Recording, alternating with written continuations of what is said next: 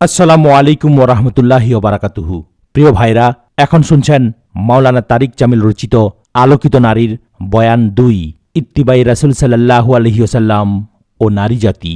সম্মানিত ভাই ও বোনেরা, প্রতিটি মানুষের শরীরে একটি অন্তর রয়েছে। আল্লাহ তাআলার অঙ্গীকার ও নিয়ম এবং হযরত রাসূলুল্লাহ সাল্লাল্লাহু আলাইহি সাল্লামের সুন্নত হল, এই একটি অন্তরে কখনো দুটি চিন্তা একত্রিত হতে পারে না, দুটি শোক একত্রিত হতে পারে না। এর মর্ম হল, যে অন্তরে দুনিয়ার চিন্তা ঠাঁই পেয়েছে, আল্লাহ তাআলা সে অন্তরে পরকালের চিন্তা ঠাঁই দিবেন না। পক্ষান্তরে যে অন্তরে পরকাল চিন্তা ঠাঁই পাবে, সে অন্তরে দুনিয়ার চিন্তা ঠাঁই পাবে না। আরও সহজ কথায়, যে ব্যক্তি দুনিয়ার সুখ বিলাসের পেছনে ছুটবে, আল্লাহ তাআলা তাকে আখিরাতের সুখ বিলাস থেকে বঞ্চিত করবেন। আর যে ব্যক্তি পরকালীন সুখ শান্তির আশায় সচেষ্ট হবে, সে পার্থিব জগতে আরাম আয়েশের পথকে এড়িয়েই জীবনযাপন করবে। হযরত রাসূলুল্লাহ সাল্লাল্লাহু আলাইহি ওয়াসাল্লাম ইরশাদ করেছেন, যে ব্যক্তি দুনিয়ার পেছনে পড়ে যায়, দুনিয়ার শান সৌন্দর্য যার লক্ষ্যে স্থাপিত হয়, আল্লাহ তাআলা দুনিয়ার ক্ষেত্রেও অস্থির করে রাখেন, তার রিজিক ছড়িয়ে দেন, তার অন্তর ভরে দেন দুনিয়ার চিন্তা দিয়ে, তাকে ব্যস্ত করে দেন, আর পরকাল তার থেকে দূরে সরে যায়। অথচ দুনিয়াতে তাকদিরের বাইরে সে কিছুই প্রাপ্ত হয় না, আখিরাতের চিন্তা। পক্ষান্তরে যে ব্যক্তি সর্বদাই পরকালের কথা ভাবে, তার কান্না ও অস্থিরতা পরকালকে কেন্দ্র করেই। সে দুনিয়ার সুখ শান্তির কথা ভুলে যায়, তার হৃদয় জুড়ে সর্বদাই বিরাজ করে পরকাল চিন্তা। তার মন ও ভাবনায় সদা ঘুরে ফিরে কবরের অন্ধকার ঘর। সে কখনো দুনিয়ার সুখ শান্তিকে পরোয়া করে না। গভীর রাতে উঠে নিরালায় বসে কবরের ধ্যান করে। সে ভাবে, একদা শরীরের এই শক্তিশালী হাড়গুলো আলাদা হয়ে পড়বে, শরীরের উপর পোকামাকড় ঘুরে বেড়াবে। সে ভাবে, হাসরের মাঠে আল্লাহর সামনে উপস্থিত হতে হবে। এই ভাবনা তাকে গভীর নিদ্রায় নিমগ্ন হতে দেয় না, তার অন্তরকে দুনিয়ার কথা মনে করতে দেয় না। অথচ এই চিন্তার কারণে যে সে তার তকদিরের রিজিক থেকে বঞ্চিত হয়, তাও নয়। কারণ আমার নামে যা কিছু বরাদ্দ রয়েছে, দুনিয়ার কোনো শক্তি তা ছিনিয়ে নিতে পারবে না। হযরত রাসূলুল্লাহ সাল্লাল্লাহু আলাইহি ওয়াসাল্লাম ইরশাদ করেছেন, শোনো, হযরত জিবরাইল আলাইহিস সালাম আমাকে বলেছেন, যতক্ষণ পর্যন্ত ব্যক্তি তার রিজিককে পূর্ণরূপে ভোগ করে শেষ না করবে, ততক্ষণ সে মৃত্যুবরণ করবে না। বোনেরা আমার, এটা আমার প্রভুর রীতি। যদি কারো অন্তরে পরকালের ভাবনা থাকে, তাহলে এই দুনিয়াতে আল্লাহ তাকে স্থিরতা দান করেন। আর কারো অন্তরে দুনিয়ার চিন্তা এসে ভর করে, তাহলে সেখান থেকে পরকালের চিন্তা বেরিয়ে যাবে। যদি কেউ আল্লাহকে ভালোবাসে, তাহলে তার অন্তরে দুনিয়ার ভালোবাসা ঠাঁই পায় না। আর যে অন্তরে দুনিয়ার ভালোবাসা জেঁকে বসে, সে অন্তর থেকে আল্লাহ তাআলা তার ভালোটা ছিনিয়ে নেন। একবার যার ভেতরে জাহান্নামের ভয় ঢুকেছে, দুনিয়ার আরাম আয়েশকে সে কখনো মূল্য দিতে পারে না। হযরত রাসূলুল্লাহ সাল্লাল্লাহু আলাইহি ওয়াসাল্লাম ইরশাদ করেছেন, হে মুয়াজ, বিলাসিতা থেকে বিরত থেকো, কারণ আল্লাহর বান্দাগণ কখনো বিলাসী হয় না। এই দুনিয়াটা হলো একটা পথ মাত্র। এই পথ পাড়ি দিয়ে আমাদের সামনে যেতে হবে। কেউ আজ যাবে, কেউ যাবে কাল। শখে স্বপ্নে যদিও কিছু এখানে কুড়াচ্ছি, তা আমাদের এখানেই রেখে যেতে হবে। এই পৃথিবীতে আমরা সুখভোগের উপায় উপকরণ সংগ্রহ করতে গিয়ে ক্লান্ত হয়ে পড়ি। অতঃপর যখন ভোগবিলাসের সময় হয়, তখন মৃত্যু দুয়ারে দাঁড়িয়ে কড়া নাড়ে। জীবন মুহূর্তে সংকুচিত হয়ে ওঠে। বিদায় দিতে হয় নীরবে। ভোগবিলাসের সকল উপকরণ পড়ে থাকে পাশে। এতে এ কথাই প্রমাণিত হয়, এটা ভোগের জায়গা নয়। মূলত এটা হলো পরকালের জন্য প্রস্তুতি গ্রহণ করার স্থান। এই দুনিয়াটা হলো কবরের কথা ভাববার জায়গা। এ কথা ভাববার জায়গা যে আমাকে একবার আল্লাহ তাআলার সামনে উপস্থিত হতে হবে। হযরত রাবি ইবনে কুফাইন রহমতুল্লাহ আলাইহি একজন মস্ত বড় বুজুর্গ ছিলেন। তার কালের কিছু লোক তাকে ভারী হিংসা করত। সেখানে এক ব্যভিচারী নারী ছিল, রূপে গুণে ছিল প্রবাদতুল্য। হিংসুকরা তাকে 1000 দিরহামের বিনিময়ে রাজি করালো সে হযরত রাবি রহমতুল্লাহ আলাইহিকে পথভ্রষ্ট করে ছাড়বে। মানবতার ইতিহাসে সবচেয়ে বড় ফিতনার সূচনা হয়েছিল নারী থেকে। বিশেষ করে নারী ও পুরুষরা যখন স্বাধীনভাবে মেলামেশা করে, তখন শয়তান ফিতনা উস্কে দেয়। তাছাড়া ধন সম্পদও মানুষকে অন্ধ করে ফেলে, যেমনটি আজকের সমাজের প্রতি তাকালেই আমরা দেখতে পাব। অতঃপর সেই ব্যভিচারিণী তার সবচাইতে সুন্দর পোশাকটি পরিধান করল, খুব ভালোভাবে সাজগোজ করল, শরীরে সুগন্ধি মাখালো। অতঃপর হজরত রাবি ইবনে কুফাইন রহমতুল্লাহ আলাইহি যখন রাতের বেলা নামাজ পড়ে মসজিদ থেকে বের হলেন, তখন সে রূপসী নারী তাঁর সামনে এসে দাঁড়ালো, তুলে দিল মুখের পর্দা। তার উপর হজরত রাবি রহমতুল্লাহ আলাইহির দৃষ্টি পড়তেই তিনি সঙ্গে সঙ্গে দৃষ্টি নামিয়ে নিলেন এবং বললেন, শোনো বোন, যে সৌন্দর্য নিয়ে তোমার এত অহংকার, যে রূপের ভরসায় তুমি আমাকে পথহারা করতে এসেছ, তুমি একবার সেই দিনের কথা স্মরণ করো যেদিন আল্লাহ তাআলা তোমাকে কোনো অসুস্থতায় আক্রান্ত করবেন। বলো, সেদিন তোমার চেহারার ঔজ্জ্বল্য কোথায় যাবে? তোমার শরীরের হাড়গুলো যখন কঙ্কালের মতো বেরিয়ে আসবে, বলো সেদিন তোমার রূপ যাবে কোথায়? তুমি বলো, যখন তোমাকে কবরে রাখা হবে, যখন তোমার এই আলোকোজ্জ্বল মুখের উপর মাটি ছড়িয়ে দেয়া হবে, যখন তোমার শরীরের উপর কবরের পোকামাকড় অবাধে ঘুরে বেড়াবে, তোমার চোখগুলো খেয়ে ফেলবে, তোমার চুলগুলো টেনে উপড়ে ফেলবে, তোমার হাড়গুলো শরীর থেকে আলাদা হয়ে পড়বে, তখন তো তুমি হবে একটি নিথর কঙ্কাল। তুমি একবার সেই দিনের কথা ভেবে দেখো, যেদিন তোমাকে মুনকার নাকির তুলে বসাবে। অতঃপর তোমাকে তোমার কৃতকর্ম সম্পর্কে প্রশ্ন করবে। বলো, কি রূপ নিয়ে আজ তুমি বড়াই করছো? তোমার এই রূপ সৌন্দর্য তো কালই পোকামাকড়ের খোরাক হবে। হৃদয়ের দরদ ও ব্যথা বিজড়িত কয়েকটি বাণী ব্যভিচারী নারীর হৃদয়ে থেকে থেকে আঘাত করছিল, এবং তার কথা শেষ হবার আগেই পথহারা করতে আসা নারী নিজেই বেহুশ হয়ে পড়ে পথের উপর। তারপর যখন সে হুঁশ ফিরে পায়, তখন সঙ্গে সঙ্গে তাওবা করে। পরবর্তীকালে সে নারী কালের অনেক বড় ওলি ও তাপসী হিসেবে খ্যাতি লাভ করে। দূর দূরান্ত থেকে মানুষ তার কাছে দোয়া চাইতে আসত। বিচার দিবস। বোনেরা আমার, আমরা তো দুনিয়ার ফাঁদে এমনভাবে আটকে পড়েছি, আমাদের যে একটা পরকাল আছে সে কথা ভুলেই গেছি। ভুলে গেছি আমাদেরকে আল্লাহর সামনে দাঁড়াতে হবে। ভুলে গেছি হাসরের মাঠের সে অবস্থা হবে ভয়াবহ। সেখানে কারো আপন বলতে কেউ থাকবে না। সেদিন মানুষ তার ভাই, মা, বাবা, স্ত্রী ও সন্তানদের থেকে পালিয়ে বেড়াবে। সেদিন তাদের প্রত্যেকেরই এমন গুরুতর অবস্থা হবে যা তাকে সম্পূর্ণরূপে ব্যস্ত করে রাখবে। সূরা আবাসা আয়াত নম্বর 34 থেকে 37। সকলেই নিজের ভাবনায় ব্যাকুল থাকবে, কেউ কারো কাছে যাবে না। সবার একই আর্তনাদ হবে, নাফসি নাফসি, হে আল্লাহ আমাকে রক্ষা করো, আমাকে বাঁচাও। চারদিকে প্রহরারত ফেরেশতাগণ সারি সারি দাঁড়িয়ে থাকবে। জাহান্নামের ভয়াবহ চিৎকার হৃদয়কে সদা কম্পিত করে রাখবে। জাহান্নামের অগ্নিস্ফুলিঙ্গ দীর্ঘ লেলিহান প্রতিটি মানুষকে ভীত সন্ত্রস্ত করে রাখবে। কম্পিত মনে সদাই ভাবতে থাকবে, আমাকে হিসাবের পাল্লার সামনে দাঁড়াতে হবে, হিসেবের মুখোমুখি হতে হবে। আমাকে, আপনাকে, সকলকেই কৃতকর্ম সম্পর্কে প্রশ্ন করবেন স্বয়ং আল্লাহ। জবাব দিবে দুর্বল অসহায় বান্দাবান্দি। মেয়েদের অন্তত এমনিতেই দুর্বল হয়। এই দুর্বল নারীকেই যখন আল্লাহ তাআলা সরাসরি নাম নিয়ে ডাকবেন এবং জিজ্ঞেস করবেন, তোমাকে যা দিয়েছিলাম তা কোথায়? তোমাকে যা পরিয়েছিলাম তা কোথায়? যে সম্পদ, রিজিক ও আকল তোমাকে দান করেছিলাম তা কোথায়? তখন প্রতিটি মানুষ গাছের পাতার ন্যায় কাঁপতে থাকবে। সেদিনের সেই পরিস্থিতি হবে খুবই ভয়াবহ। ডান দিকে তাকালে নিজের আমল নজরে পড়বে, বাম দিকে তাকালে নজরে পড়বে আমল, সামনের দিকে তাকালে ভেসে আসবে জাহান্নামের চিৎকার। এটা সঙ্গত নয়।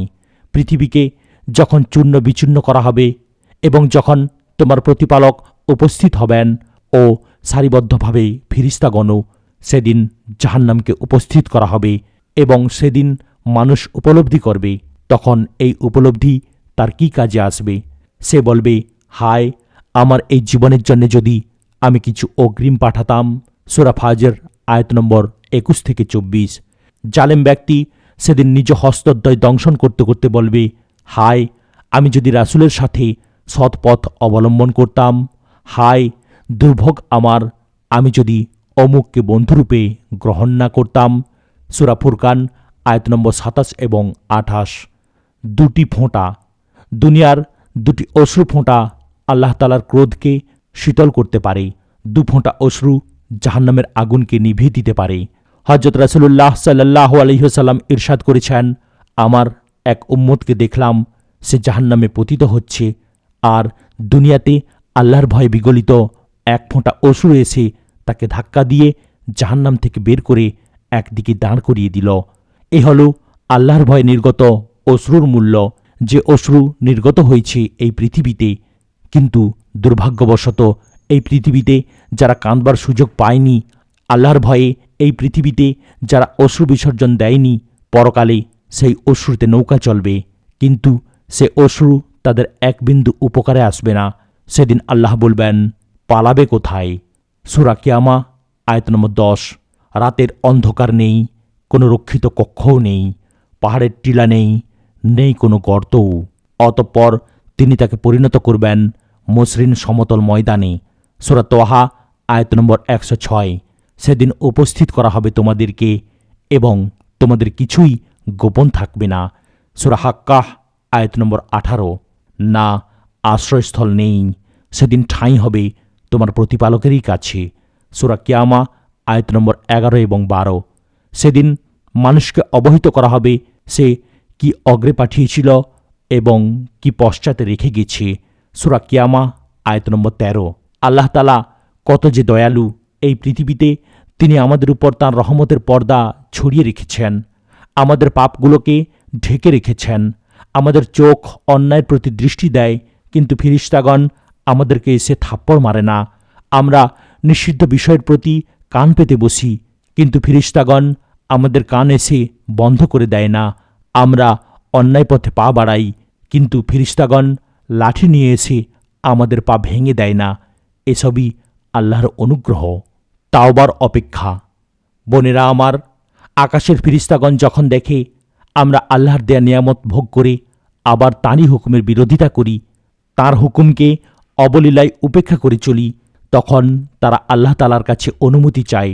এমনকি আমাদের পায়ের নিচের মাটিও আল্লাহকে বলে, হে আল্লাহ, আমি কি একবার পাশ ফিরে শোব? সমুদ্র পর্যন্ত আল্লাহকে বলে, হে আল্লাহ, যদি অনুমতি দাও তাহলে আমি এদের উপর চড়ে বসব এবং এদেরকে ডুবিয়ে মারব। পানির বিক্ষুব্ধ তরঙ্গ জঙ্গলের গাছগাছালি পর্যন্ত ভাসিয়ে নিয়ে যেতে পারে। পানি মৃত্যুঘণ্টা হয়ে মানুষের জনপদ থেকে জনপদ পর্যন্ত ধ্বংস করে দিতে পারে। ফিরিস্তাগণ আল্লাহ তাআলাকে বলে, হে আল্লাহ, তুমি অনুমতি দাও, আমরা এদেরকে ধ্বংস করে দিই।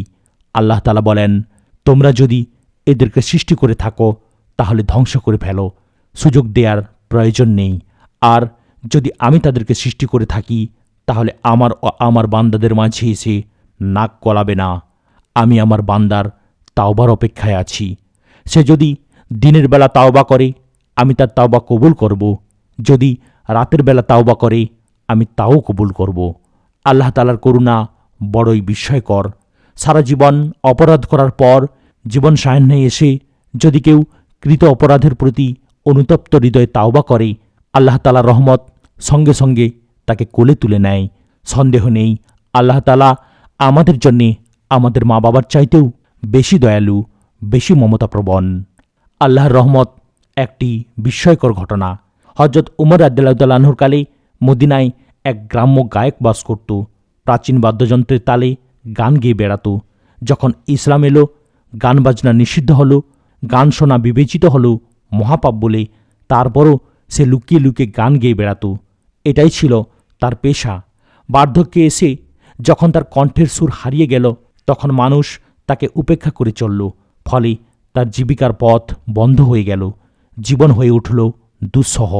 পরে সে একদিন জান্নাতুল বাকিতে গিয়ে আল্লাহর দরবারে হাত তুলে এই বলে কাঁদতে লাগল, হে আল্লাহ, যতদিন আমার কণ্ঠে মধু ছিল ততদিন মানুষ আমার গান শুনেছে, আমার জীবিকার ব্যবস্থা হয়েছে। আজ আমার কণ্ঠের সুর হারিয়ে গেছে, ফলে মানুষ আমাকে ছেড়ে দিয়েছে। এখন আর কেউ আমার গান শুনে না, অথচ তুমি তো সবারই কথাই শোনো, সব অবস্থায় শোনো। আজ তুমি আমার ডাক শোনো, আমাকে এই বিপদ থেকে উদ্ধার করো। হযরত উমর রাদিয়াল্লাহু তাআলা আনহু তখন মসজিদে নববীতে আরাম করছিলেন। আল্লাহর পক্ষ থেকে তার অন্তরে নির্দেশ এলো, আমার এক বান্দা আমাকে ডাকছে, সে বিপদগ্রস্ত, তুমি তাকে সাহায্য করো। হযরত উমর রাদিয়াল্লাহু তাআলা আনহু সঙ্গে সঙ্গে ছুটলেন জান্নাতুল বাকির দিকে। তাকে দেখেই তো বুড়ো গায়ক পালাতে উদ্যত। হযরত উমর রাদিয়াল্লাহু তাআলা আনহু ডাকলেন, দাঁড়াও, আমি আসিনি, আমাকে পাঠানো হয়েছে, আমাকে নির্দেশ করা হয়েছে যেন তোমাকে সাহায্য করি। বলো তো তোমার বিষয়টা কি? বৃদ্ধ গায়ক বলল, কে পাঠিয়েছে আপনাকে? উমর রাদিয়াল্লাহু তাআলা আনহু বললেন, আল্লাহ পাঠিয়েছেন। এই কথা শুনেই সে কাঁদতে লাগল এবং পুনরায় হাত তুলে দোয়া করতে লাগল, হে আল্লাহ, সারা জীবন আমি তোমার নাফরমানি করেছি। আমার জীবনের প্রতিটি রাত, প্রতিটি বৈঠক কেটেছে তোমার অবাধ্যতায়। অজ্ঞতা ও গাফলতের ভেতর দিয়ে কেটেছে আমার জীবনের প্রতিটি দিন। আজ যখন আমার পায়ের নিচ থেকে জীবনের সকল ভরসা সরে গেছে, তখন আশ্রয় চেয়েছি তোমার দরবারে। তোমাকে ডেকেছি, সঙ্গে সঙ্গে তুমি আমার ডাকে সাড়া দিয়েছ। আমি তোমাকে ভুলেছি, তুমি আমাকে ভুলোনি। এ কথা বলে আকাশ কাঁপিয়ে এক চিৎকার তুলে এবং সঙ্গে সঙ্গে মাটিতে পড়ে শেষ নিঃশ্বাস ত্যাগ করে। বিরান হৃদয়। আমাদের জীবনের মূল টার্গেট তো হলো আল্লাহ। যে কোনো মূল্যেই হোক তাকে খুশি করতেই হবে।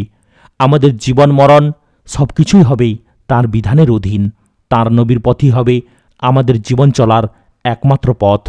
পৃথিবীর রং রূপ জৌলুস এতটা বেড়েছে, আজ যেদিকেই তাকাই চোখ ঝলসে ওঠে।